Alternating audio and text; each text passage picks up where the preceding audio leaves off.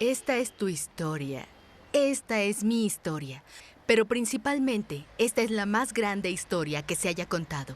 Esta es la historia de Dios.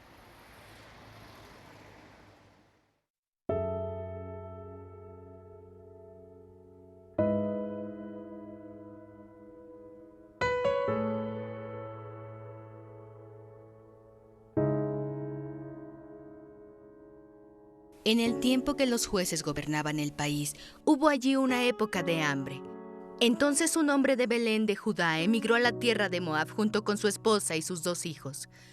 El hombre se llamaba Elimelec, su esposa se llamaba Noemí, y sus 2 hijos, Mahlón y Quilión. Todos ellos efrateos de Belén de Judá. Cuando llegaron a la tierra de Moab, se quedaron a vivir ahí. Pero murió Elimelec, esposo de Noemí, y ella se quedó sola con sus 2 hijos. Estos se casaron con mujeres moabitas, una llamada Orfa y la otra Ruth. Después de vivir allí unos 10 años, murieron también Mahlón y Quilión, y Noemí se quedó viuda y sin hijos. Noemí regresó de la tierra de Moab con sus 2 nueras, porque allí se enteró de que el Señor había acudido en ayuda de su pueblo al proveerle de alimento. Salió pues con sus 2 nueras del lugar donde había vivido y juntas emprendieron el camino que las llevaría hasta la tierra de Judá. Entonces Noemí les dijo a sus 2 nueras: escuchen, vuelva cada una a la casa de su madre. Pero Ruth respondió: no insistas en que te abandone o en que me separe de ti, porque iré a donde tú vayas y viviré donde tú vivas. Tu pueblo será mi pueblo, y tu Dios será mi Dios. Moriré donde tú mueras, y allí seré sepultada. Que me castigue el Señor con toda su severidad si me separa de ti algo que no sea la muerte. Al ver Noemí que Ruth estaba tan decidida a acompañarla, no le insistió más.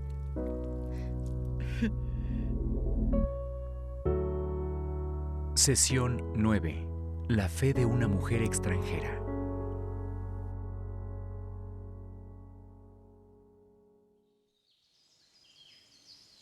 En la historia secundaria, Noemí perdió toda esperanza. Se mudó de Belén a Moab con su esposo para escapar de una gran hambruna que afectaba a la tierra al mismo tiempo de la historia de Gedeón, del capítulo anterior. No mucho tiempo después de que llegaron, su esposo murió, pero aún tiene a sus 2 hijos que la cuidan. Al estar en Moab, ambos se casan con mujeres moabitas y luego de 10 años, trágicamente, sus 2 hijos mueren. Al perder a su familia, Noemí decide que es tiempo de volver a casa a Belén. Sus nueras deciden que quieren ir con ella. Noemí les suplica que no vayan. Les dice que tendrán una mejor vida si se quedan en Moab.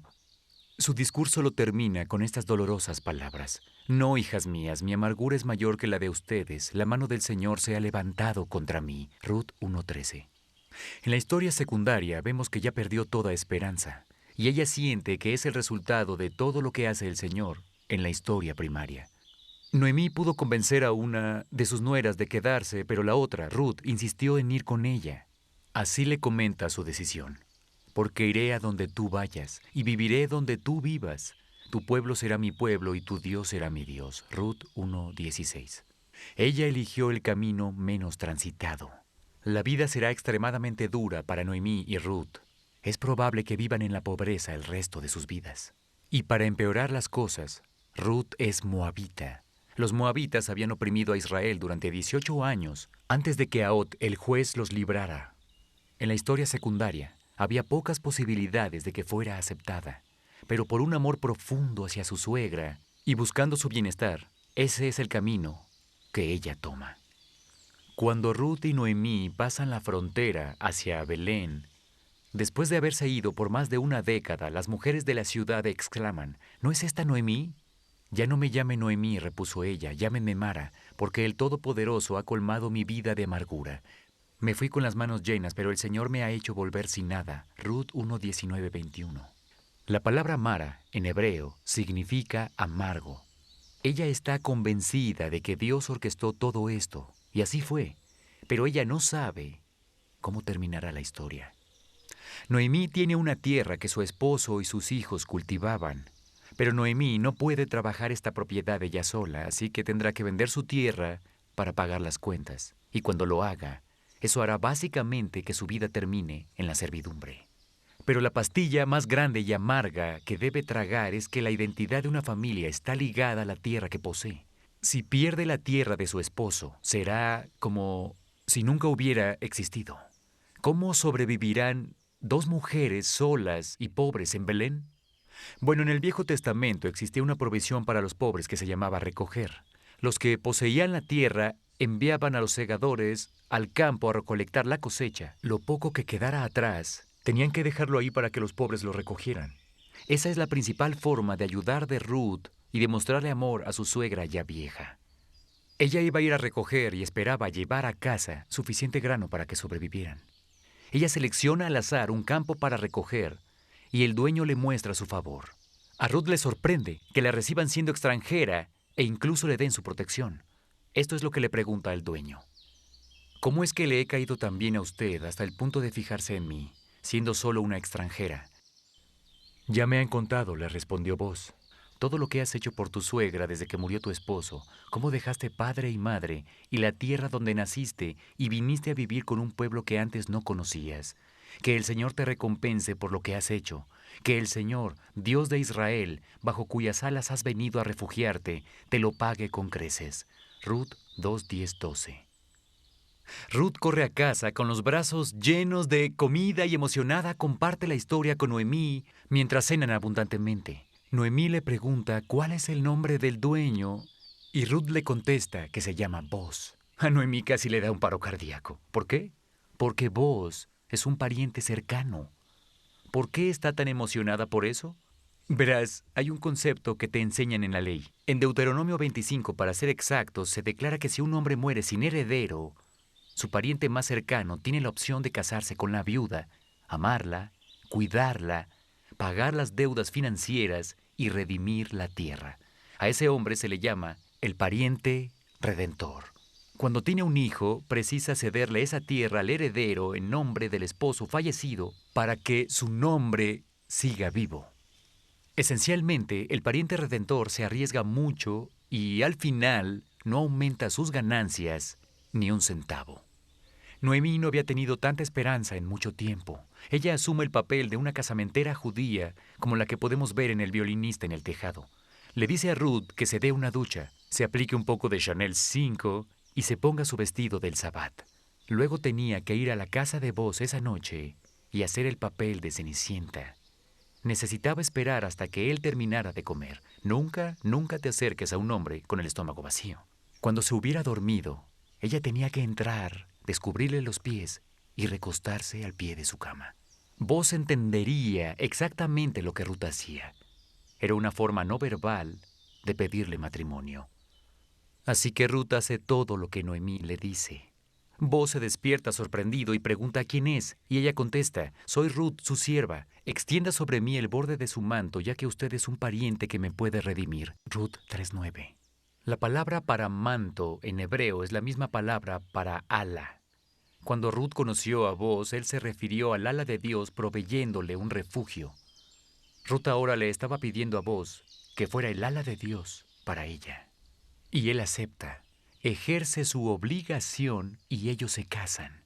No solo compró la tierra de viuda de Ruth, sino también la tierra de su hermano y la de su padre, arriesgando su propio patrimonio sin agregar ni un solo centavo a su tesoro personal, y los redimió a todos.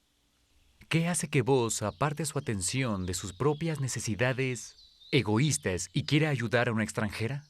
Porque resulta que Boz, el que ahora es un hombre fuerte, adinerado y respetado en Belén, sabía lo que era ser un extranjero. Nos enteramos en otra parte de la historia de la Biblia que la madre de Boz es Rahab, la ramera. Rahab fue la prostituta cananea que escondió a los espías de Josué cuando inspeccionaban la tierra. Ella arriesgó su vida y como resultado fue adoptada en la familia de Israel. Boz sabía lo que era ser extranjero en un tiempo y tenía en el corazón el deseo de ayudar a alguien en la misma posición. Resulta ser que esa persona era Ruth. Ruth y Boz tuvieron un hijo varón. Ese pequeño aún no lo sabía, pero heredaría la tierra de su padre, Mahlón, a quien no conoció, y conservaría el nombre de esa familia por un acto de amabilidad de Boz. Las mujeres del pueblo le decían a Noemí: «Alabado sea el Señor, que no te ha dejado hoy sin un redentor». Ruth 4:14. En la historia secundaria, Noemí pensó que su vida había acabado, que Dios la había abandonado, pero ella se equivocaba. Noemí tomó a su nieto y lo acurrucó en su regazo. Las mujeres del pueblo esparcen el chisme. Noemí tiene un hijo. ¿Qué pasó con el nombre de Mara? ¿Amarga? No se le quedó. Volvió a ser llamada Noemí, que en hebreo significa hermosa. Y su vida se volvió hermosa también. Ahora tenía un hijo que trabajaba la tierra, lo que significaba que el nombre de su esposo, Elimelec, seguiría vivo. El nombre del pequeño era Obed, que significa trabajador. Parece un nombre aburrido, hasta que entiendes toda la historia. Aunque sea un cambio tan sorprendente, las buenas noticias no paran ahí. Hay más cosas en esta historia. Al final del libro de Ruth nos dan la genealogía de la familia de Boz. Nos dicen que Obed crece y tiene un hijo llamado Isaí. Isaí también crece y tiene un hijo llamado David. Y 28 generaciones después, nace un bebé en un pesebre en la ciudad de Belén llamado Jesús. Jesús es el supremo pariente redentor y pertenece a la familia de una extranjera llamada Ruth. Dios no solo estaba trabajando detrás del escenario en la vida de Ruth para cubrir sus necesidades terrenales en la historia secundaria, estaba trabajando en la historia primaria con ella. Se salió de su camino para incluir a una extranjera, una moabita pagana, en el linaje de Jesús.